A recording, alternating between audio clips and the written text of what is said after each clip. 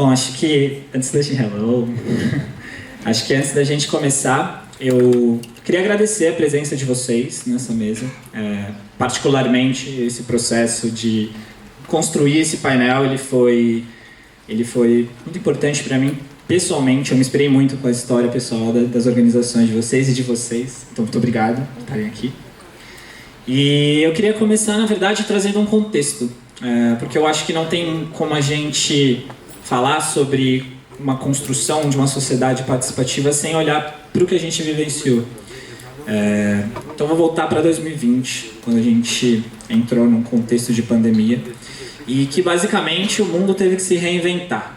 Nós, como Atados, por exemplo, a gente teve que mudar todo o nosso formato de atuação, a gente teve que criar iniciativas que não estávamos preparados e que não entendíamos muito bem como fazer, para conseguir se adaptar à nova realidade.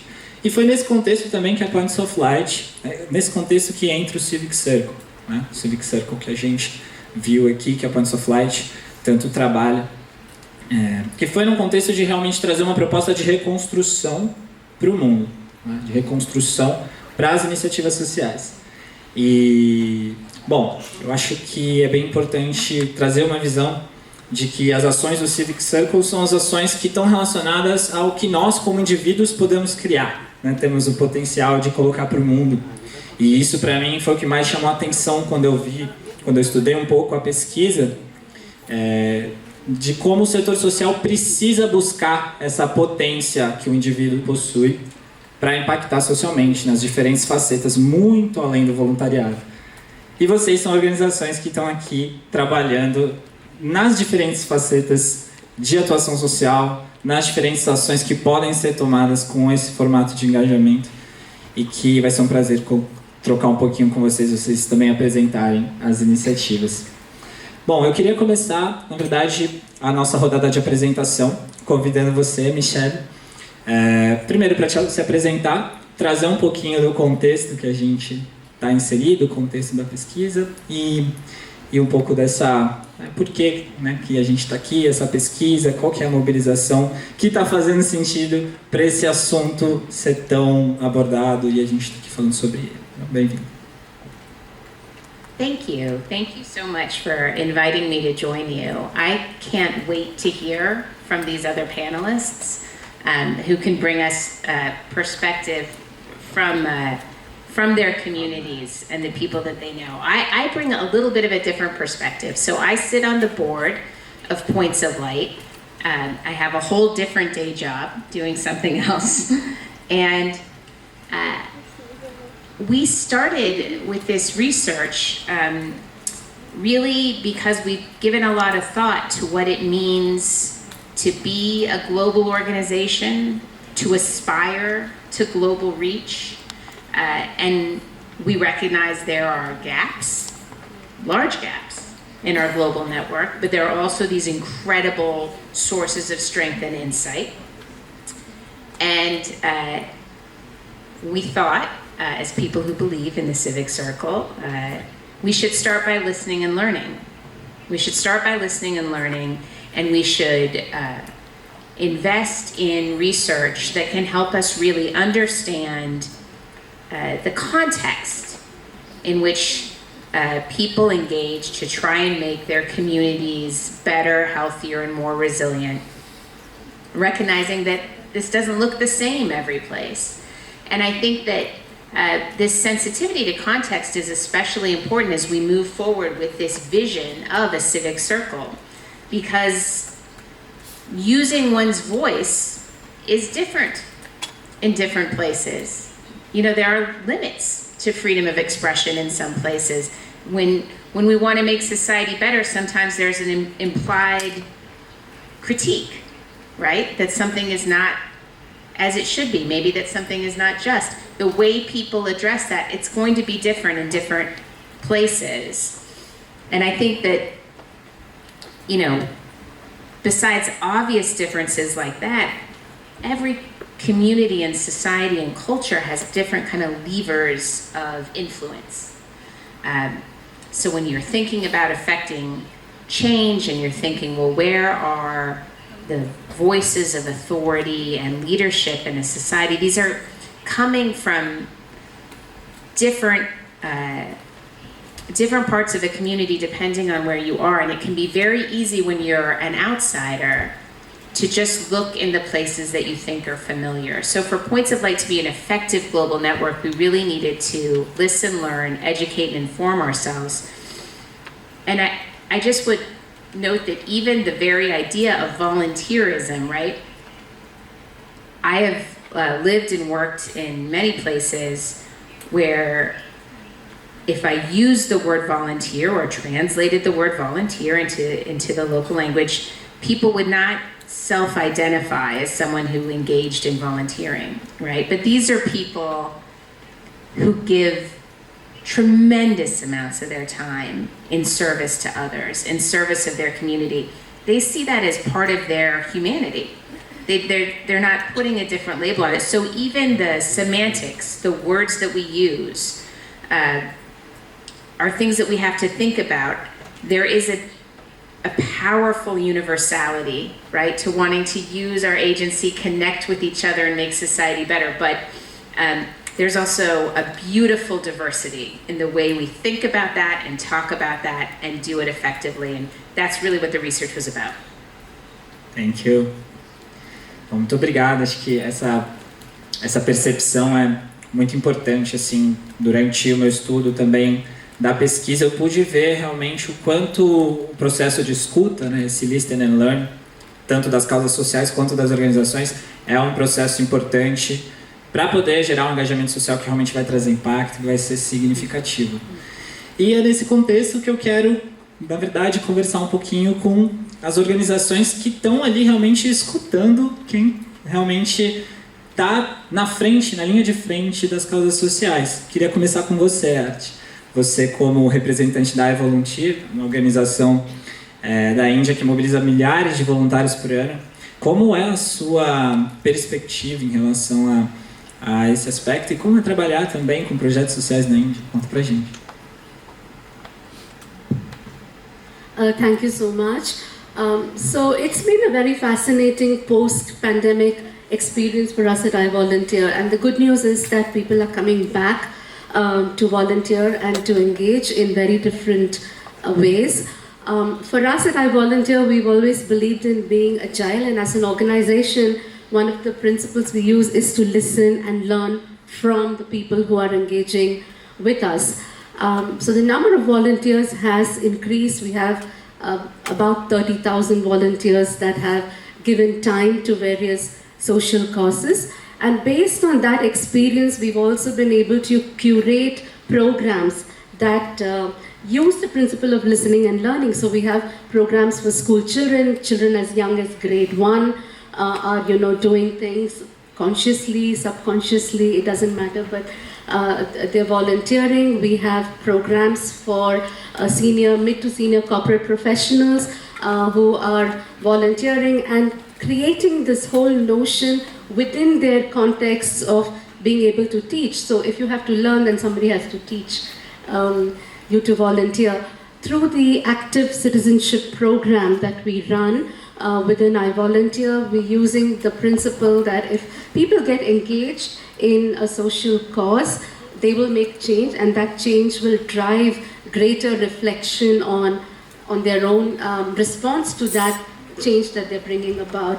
So I think more than using the civic circle just as what it is, we're also trying to incorporate every single aspect of that circle in all the projects that we are doing. And I'm finding we're finding that's increasing the number of volunteers. It's certainly increasing the depth of volunteering. So it's wonderful to transform a school, but it's equally important to understand, what did that make me feel? How did I feel about taking that paintbrush and painting? Did I feel grateful for my own life and my children back at home?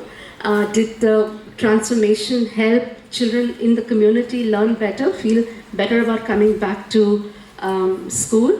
So I think that with every project of ours and with every innovation that we are bringing about, we're using the civic circle more consciously in the post-pandemic world. Obrigado.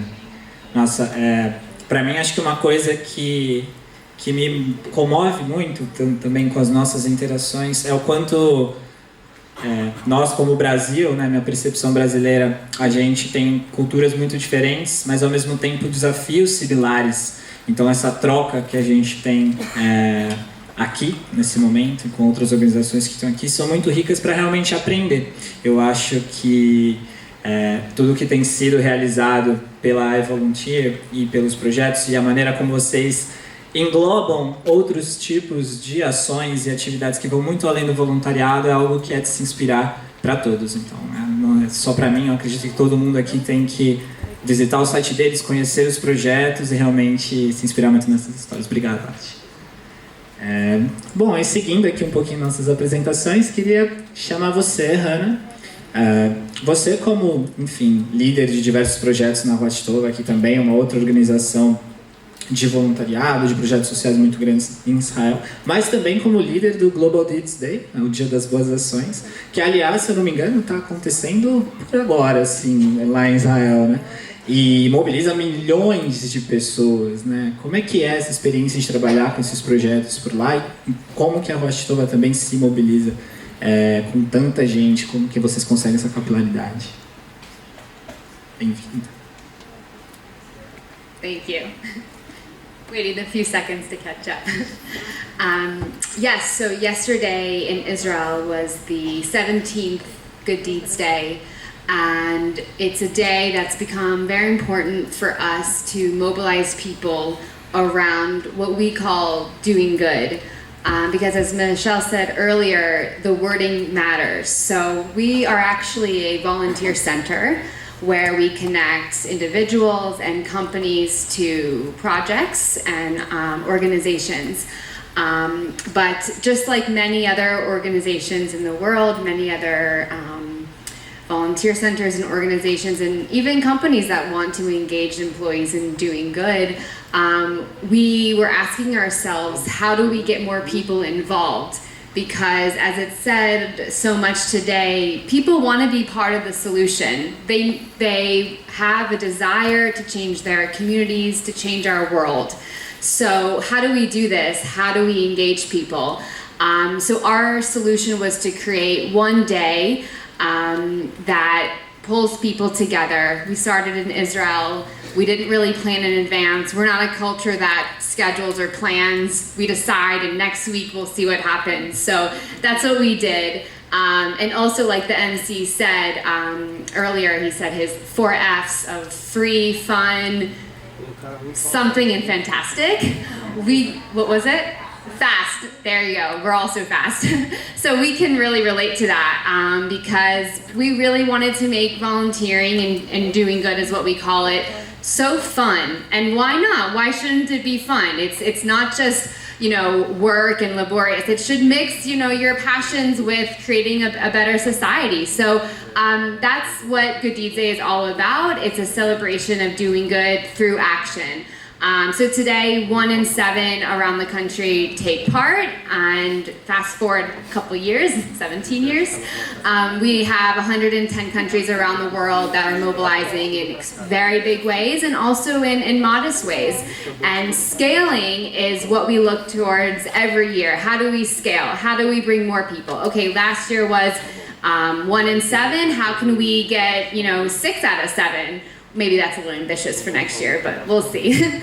But, and that really comes down to raising awareness, making people just aware of the different opportunities they can be part of, making it known to them, utilizing social media, creating fun campaigns, even fun filters on Instagram, really trying to reach lots of people. And then how do we make it accessible? How do we alert people of opportunities? How do we make it easy? And most importantly, how do we call on people to come out for fun? Because that's really such a big pool. So from a corporate perspective as well, in terms of engaging employees, yes, there's always the buy-in. If your boss says you have to do this, or the company CEO says, come on everyone, do this. But if you can create a culture where giving back and volunteering is also fun, That's really kind of the root of all of it. So this is a huge part of how we scale and how we've grown over the years. And the last part is in partnership.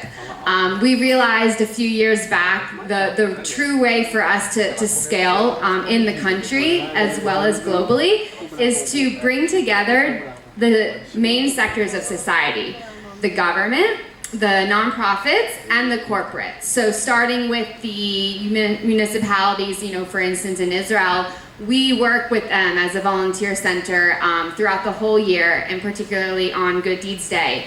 And we empower them to create these projects and identify the issues of their community. And Israel, we're like embarrassingly small compared to Sao Paulo, not even Brazil. So, but still within our small country, we have lots of different people, lots of different things going on. So each of the municipalities really take lead on this day. And then we bring in the corporates and the NGO partners to help create that synergy so that it's really led by them. And that's been also very effective for us. Obrigado. Nossa, enfim, uma perspectiva muito diferente da nossa, né? Um país que é menor do que São Paulo, mas que mesmo assim também está engajando muito socialmente. Obrigado muito, Hannah, por essa introdução. E eu queria agora, na verdade, vir um pouquinho para o Brasil, né? Para entender o que a gente tem feito por aqui, para também a gente falar do que a gente tem de bom, mas também falar dos desafios, falar da realidade que a gente está inserida. Queria começar com você primeiro, Emílio. Enfim, você que está hoje presente em uma organização que consegue vincular muito bem impacto social e tecnologia. Eu lembro que eu fiz há um tempo atrás uma reunião com o Rafael, um dos fundadores da Simbiose, e eu fiquei muito impressionado com os dados que vocês conseguiam extrair, com as informações que vocês conseguiam trazer para dar mais clareza para o investidor social e também para mostrar realmente o impacto, como que ele está acontecendo. Então, queria que você se apresentasse, contasse um pouco de você, da sua trajetória e também um pouquinho da história da Simbiose. Bem-vindo. Obrigado, Gustavo. Otados, obrigado pelo convite. Para mim é se sentir em casa aqui com vocês, né? Ver vocês aqui, ver o Edgar também apresentando, o começo da minha carreira, tudo foi envolvido com isso. Oi, gente, tudo bem? Eu trago a perspectiva um pouco como o Gustavo estava falando, que é a perspectiva do lado corporativo, das empresas e da tecnologia. A história da Simbiose, a nossa história lá, nos últimos 7 anos, foi um trabalho desde o início da nossa fundação, do nosso DNA, era querer trazer as empresas para dentro desse ambiente do investimento social mesmo, fazer com que acontecesse.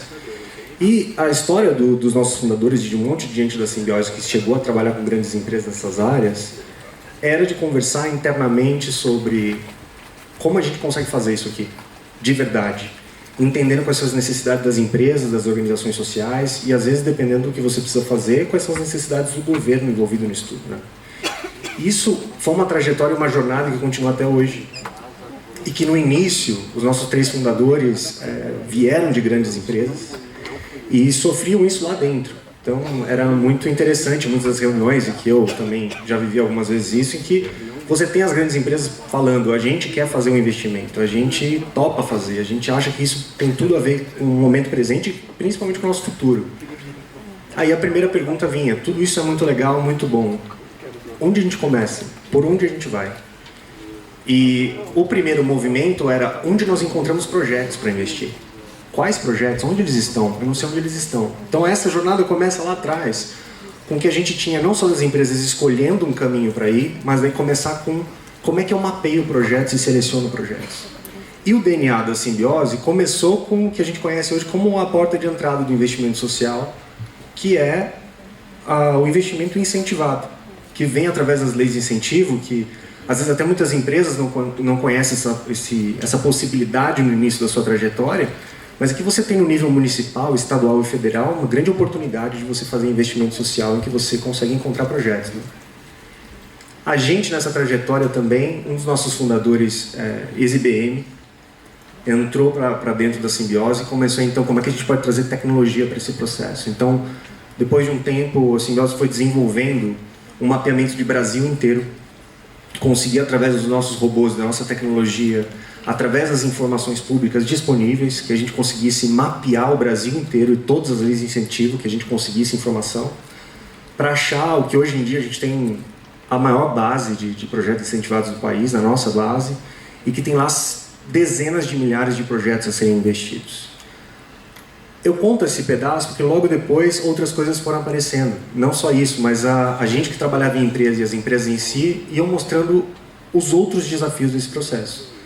Emílio, não basta só a gente mapear, a gente tem que ter a capacidade de escolher localidade, escolher temática, escolher todas elas. E nosso sistema foi sendo desenvolvido para fazer isso com a ajuda de muitos parceiros e muita gente. E ano passado houve a inclusão de mais um pedaço, que a gente pôde colocar as ODSs dentro desse sistema. Então você consegue fazer um mapeamento do Brasil todo para conseguir achar aqueles que têm mais a ver com as ODSs que você está investindo. Agora eu conto esse histórico também, porque eu acho que pode ser também as dores assim que a gente vai tentando encontrar nossa trajetória mesmo dentro de empresas, que é logo depois disso como a gente consegue garantir a segurança desse investimento. E aí a segurança começa a virar um tema muito importante. Então aí entram todas as auditorias relacionadas aos projetos sociais, que são coisas muito importantes para dentro das empresas. E depois apareceram necessidades de monitoramento, de pós-investimento, que é como eu consigo mensurar o que acontece depois que o investimento acontece. Então, a gente que vive essa realidade das empresas, a gente tem muitas essas vontades, ao mesmo tempo, a gente da Simbiose, a gente foi entendendo que o nosso papel como tradutor é muito importante. Vindo de governo, vindo das organizações sociais, conseguir traduzir isso para dentro do mundo das empresas, levar isso para as organizações sociais também. Ou seja, muitas vezes quando as empresas chegam até a gente para a gente falar do investimento social de ponta a ponta, elas passam por todos esses processos que, quanto mais otimização de processo melhor. A gente escuta muita gente que, Emílio, a gente tem pouco orçamento, pouca equipe, a gente está começando agora, a gente quer melhorar cada vez mais nos próximos anos. Como a gente faz isso de um jeito otimizado? Acho que a tecnologia tem esse papel fundamental. Muita evolução precisa acontecer ainda, ela está acontecendo, mas acho que isso já é um grande passo do que é possível fazer no investimento aqui no Brasil, né? E além disso, a gente poder olhar para, depois do incentivado, poder olhar hoje que é o investimento social direto também. Então as grandes empresas poderem passar um pouco a barreira da insegurança, de entender que existe uma possibilidade para. Agora isso vai fazer parte de uma estratégia cada vez maior do que a gente pode fazer como modelo de negócio. Não só com uma ajuda de um projeto de forma mais fragmentada, mas uma coisa que seja uma política de investimento social. Acho que a tecnologia aí ela tem um papel fundamental para trazer segurança em todo esse processo também. Olá. Obrigado, hein? Muito obrigado. Por último, mas não menos importante, chamo o Caio aqui, presidente do Instituto Ethos. Acho que, Caio, a importância do Instituto Ethos para o setor social brasileiro, para o setor de responsabilidade social, é inegável. A gente tem uma admiração com Matatos muito grande pelo trabalho de vocês. Mas a gente sabe que houveram muitos desafios nesses últimos anos e todas as organizações tiveram que se reinventar. Então, te convido para você se apresentar, trazer uma perspectiva de como o Ethos está trabalhando hoje e de como vocês também estão conseguindo engajar cada vez mais as empresas nesse cenário pós-pandêmico, de crise, de dificuldade. Isso aí é para você. Obrigado, Gustavo. Boa tarde a todos, a todas, a todos. Cumprimentar vocês aqui, nossos parceiros e parceiros nessa conversa. Então, o Ethos, nós estamos fazendo 25 anos, a gente está um pouco fora da geracional do que a gente está aqui nessa sala, eu acredito. A gente está fazendo 25 anos de trabalho no Brasil.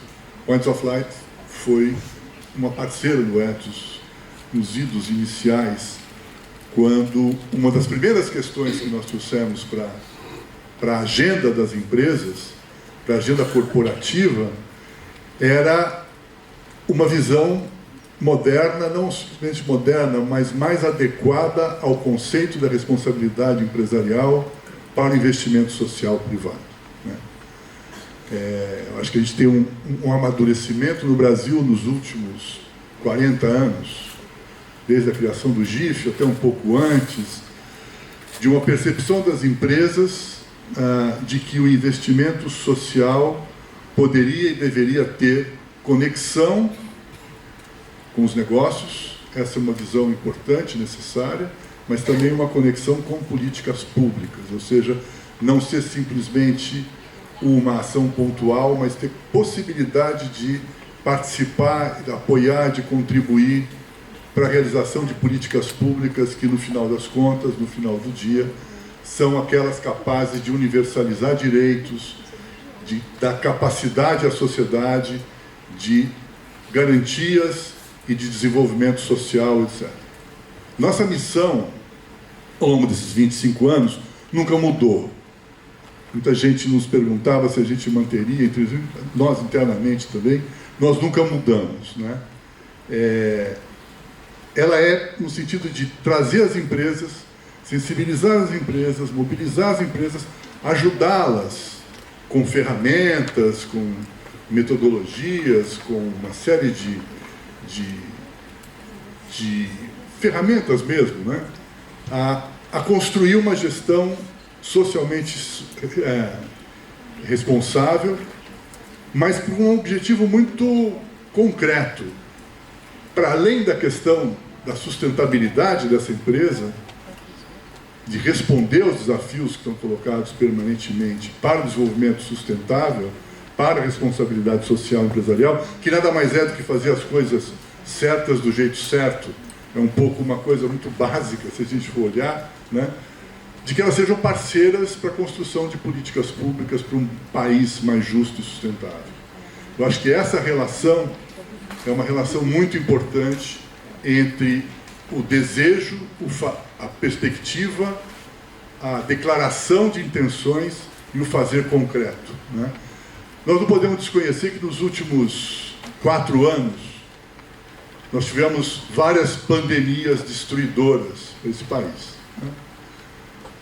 Nós não podemos esquecer que, além de termos vivido um momento onde eu considero, e a gente participou desse processo, um momento de resgate do compromisso, da solidariedade, no início do processo da pandemia, das empresas que dirigiram as suas ações tanto para o seu público interno, mas também para a sociedade, mas que também tiveram que enfrentar uma narrativa, uma percepção, inclusive, de uma parte muito grande da população, né, que assumiu uma posição de intolerância, assumiu uma posição negacionista com relação às questões mais centrais que a gente tinha que enfrentar. Uma delas era a vida, né, a saúde, né?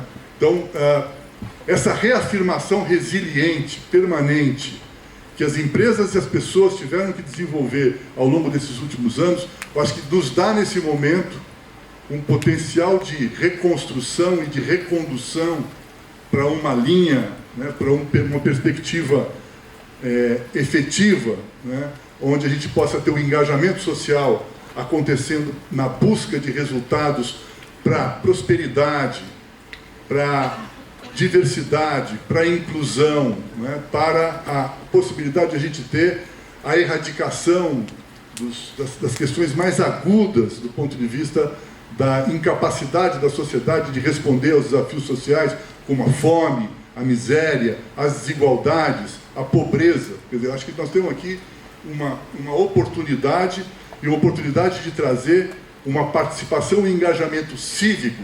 Eu posso dizer que o engajamento cívico que a gente teve ao longo desses anos, últimos anos, foram na sustentação dos nossos princípios, os princípios que nos trazem éticos, morais, de uma sociedade justa, tolerante, inclusiva, os princípios de uma sociedade democrática, aberta, plural, né, capaz de dialogar permanentemente com as diferenças, mas ter a capacidade de encontrar o seu caminho. E uma terceira questão que me parece fundamental é o reconhecimento do papel das pessoas dentro das organizações. Nós nunca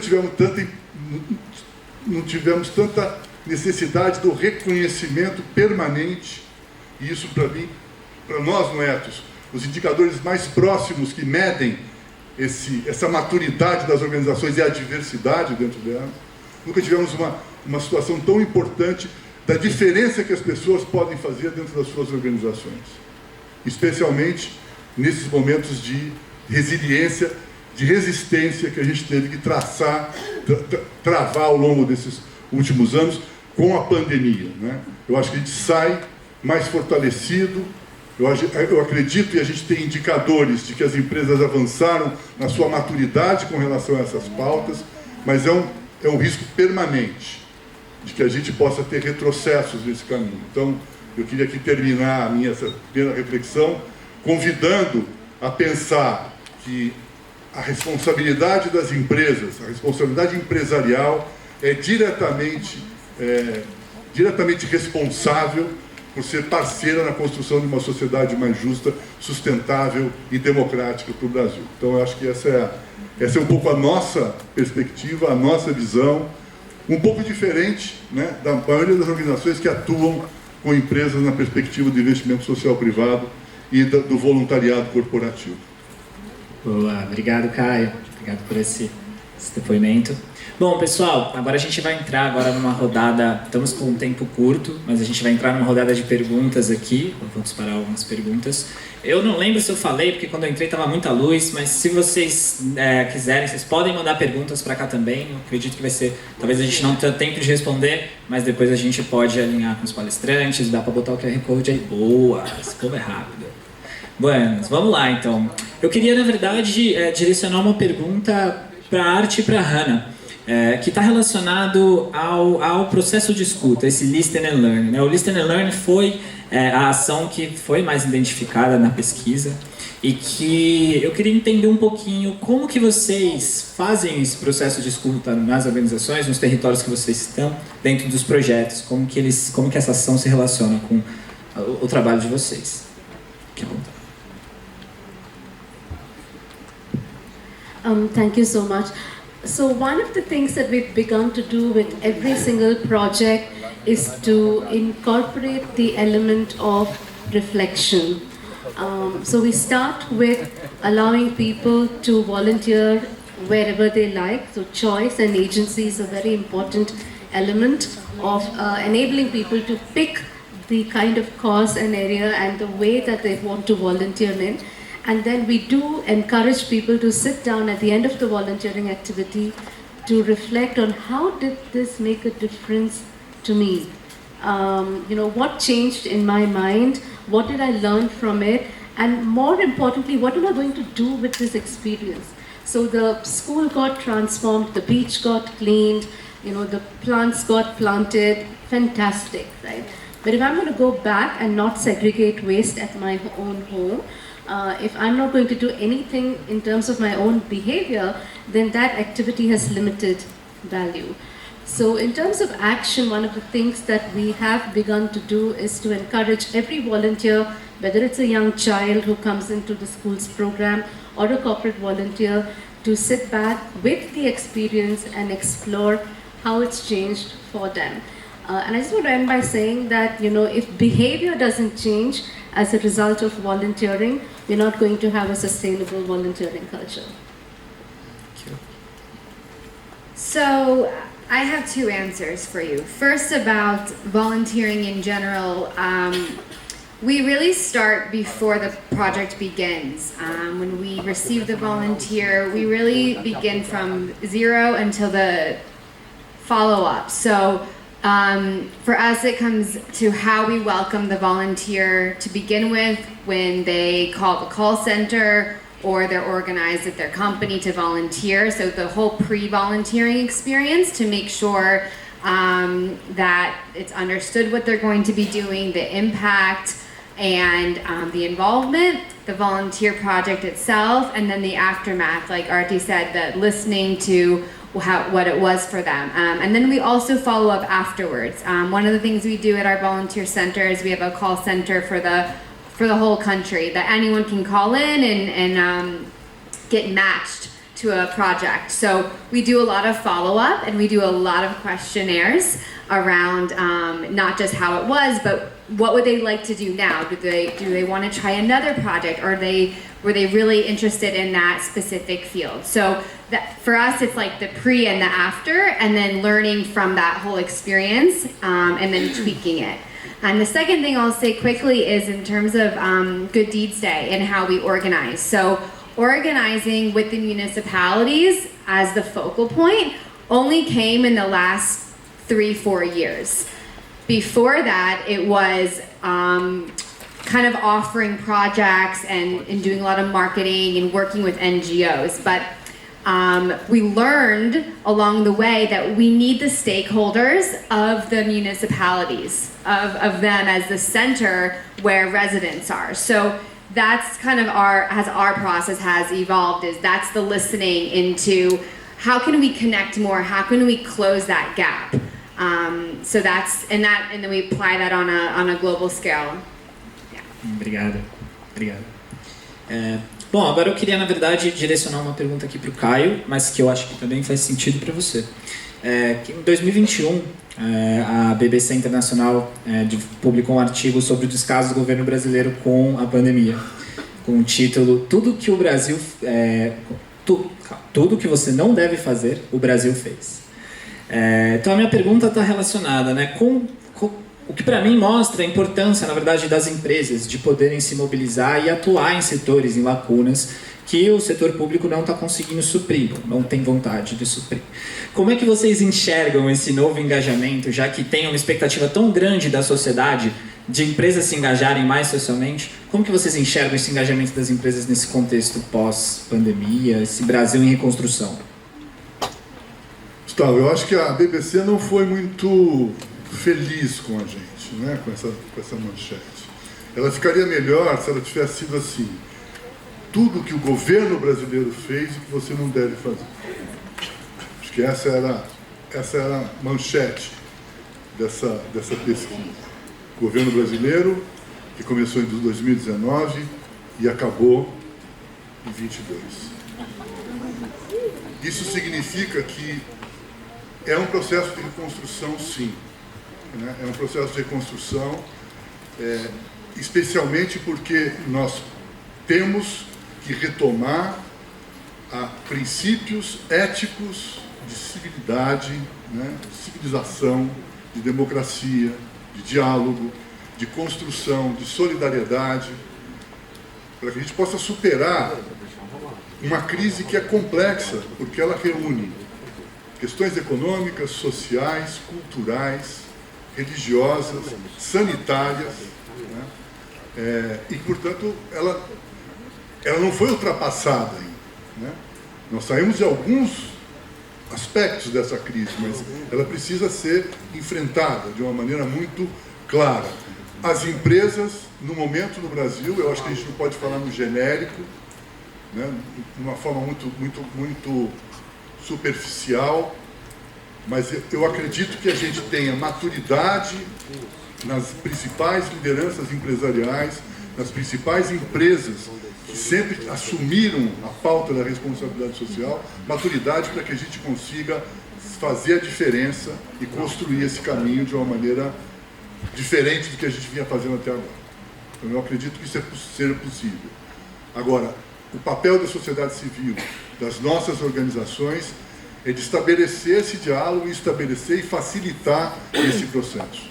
É importante a gente ter sinalizações muito claras para que caminhos das políticas sociais vão andar no Brasil, para que a gente possa ter conexão com esse processo. Então, a participação social eu acho que cresce, a disposição está dada, que eu acho que é fundamental, e a gente tem vontade política, pelo menos acho que dá para perceber uma vontade interna nas organizações e nas empresas de sair para um caminho para o desenvolvimento sustentável e para essas questões que você colocou aí. Obrigado. Gustavo, eu acho que tem um ponto que eu acho importante, assim, que é, pelo menos da nossa perspectiva, que a gente entra muito em contato com essas empresas diariamente, né? Hoje a gente está com mais de 50 empresas de multinacionais que a gente conversa quase que diariamente com elas e que a intenção é muito clara, né? A velocidade que isso vem alcançando é muito grande. Eu acho que teve uma primeira onda do falar do ESG de uma forma mais ampla, mais filosófica, de saber exatamente onde isso entraria no modelo de negócio, na narrativa das empresas. E a gente vem vendo, de ponto de vista muito prático, as empresas indo para um lugar, o que a gente pode fazer. Um lugar muito pragmático de saber qual é o movimento que a gente pode fazer, sem cortar essa questão da escuta. Então a gente vê muito esse processo acontecendo para fora e para dentro das empresas, que é escutar quem está dentro das empresas, ou seja, a gente vai ter que conversar todo mundo junto. Responsabilidade social, jurídico, quem paga o imposto, ali, aonde, em que estado, qual lugar. A gente vai ter que conversar com todo mundo para entender como a gente faz isso de forma mais integrada. E do ponto de vista das organizações sociais, as empresas, de uma forma muito autêntica também, falando, olha, a gente já sabe que também a nossa linguagem não é a mesma linguagem. A gente muitas vezes não fala a mesma... não está no mesmo mundo. O quanto a gente também, lá dentro do nosso trabalho, cria espaços para conversar com as organizações sociais conversarem com as empresas, para encontrarem esse novo lugar. Assim, é realmente um trabalho de uma tradução constante dos 3 setores que estão acontecendo nesse exato momento, e da nossa perspectiva a gente vê as empresas com uma energia pragmática muito grande, de conversar disso em governança da empresa, integração entre as áreas e assim por diante. É um enorme desafio, mas isso está acontecendo, do ponto de vista muito prático, imagino. Boa, legal, obrigado pela perspectiva de vocês. Muito importante, eu acho, a gente ter essa percepção dessa nova realidade agora que a gente está entrando, de reconstrução, e do tanto que a gente tem como potência para poder realmente reverter, né? Começar esse processo de reversão, né? de toda essa crise que a gente viveu nesse governo indigno. Queria direcionar uma pergunta que veio do público aqui, que chegou para você, Michel. Alguém perguntou, não tem o nome aqui, mas é para você, que diz: de uma perspectiva internacional, como você vê os diferentes níveis de engajamento em países da África, América Latina, Estados Unidos e Europa?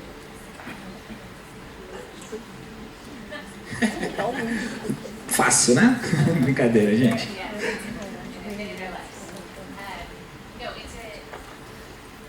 Thank you. It's a great question.